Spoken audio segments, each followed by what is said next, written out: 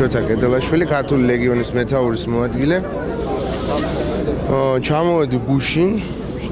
ვიცოდი რაც ხდებოდა, მხარს უჭერ თავისუფალ მასმედიას. ვიცით რომ დღეს ძალიან მნიშვნელოვანი არის რუსთავი 2-ის არსებობა საქართველოში, რათა ყველაზე ობიექტური და რეიტინგული ტელევიზია არის.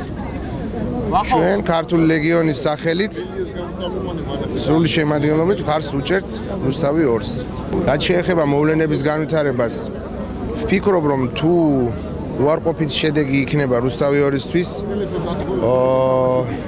ეს ყველაფერი ძალიან ცუდად დამთავრდება, იმიტომ რომ არის გუნდი, თქვენ კარგად ხედავთ ხალხს. და ეს არ არის, ეს არის ალბათ 1/1000 და 1/1000 იმის, ვინც შეიკრიბება და მართლა მხარს დაუჭერს.